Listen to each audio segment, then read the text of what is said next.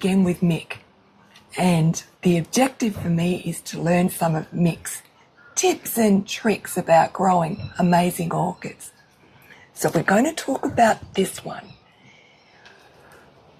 It's growing in a wire basket, and the basket is full of mulch, or not mulch, bark. growing bark, right? Orchid bark, yeah. Orchid bark. Now, Mick, you bought this recently or some time ago, and when you bought it, how many of these green branches did it have? There was one growth on there. Yes. And it flowered up on the growth. Then it started to branch out like it is here. So let me show everybody. See how now it's got 3 branches on it? And Mick said you bought it and it had 1. Yeah, just one growth. So how did this one end up over here? What did you do? Yeah. Well, once it branches out, like these are branching out here, you wait until they've got roots, quite a few roots of their own. Right. Then you can get a clean pair of secateurs and cut it off and put some dust on the cut. What's the dust word? I always use tomato dust.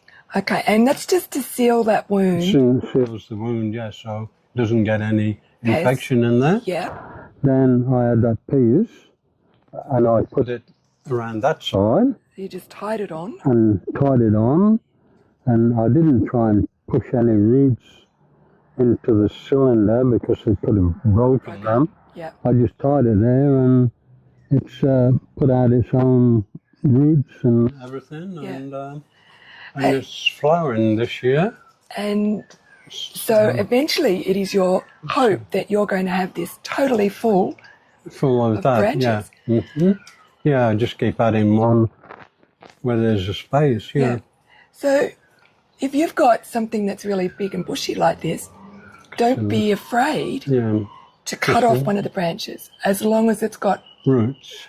Yeah. Roots. And because like you don't have to worry too much about the mix, the bark or anything. Yeah. Even if it breaks down a bit, most of the roots are on the outside anyway. They are. And it attaches itself to there. And for anybody that's thinking about all these roots that might think they look messy or that they're out of the pot, this is how they look in nature, right? Yeah, just aerial roots like a vanda. Yes. Yeah, like vandas are. And they've got... They take in the moisture. Can you see that green tip just there? That tells us that the roots are healthy, they're growing, they're absorbing nutrients and water from the air, and everything is going really well for these orchids. What's the name of this orchid, Mick? Trichoglottis, atropurpurea, something like that. I'll put the name on this video. Yeah. They don't make it easy, do they? No.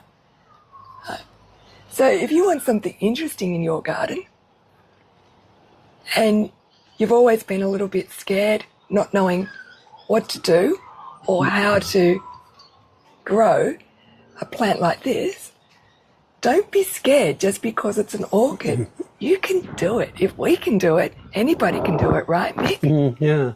There's a few dead roots around there, but I don't worry too much about them. And you can tell they're dead once they shrivel up. Yeah. That's right. Yeah. So they're not bothering anybody. This is how it would look in nature, because it would be attached to a tree branch or a trunk, wouldn't it? Tree trunk, yeah. So this is a great example of an orchid that is not growing in a plastic pot, and Mick is growing it as it would in nature. Great job, Mick, and thank you for sharing your tips and tricks.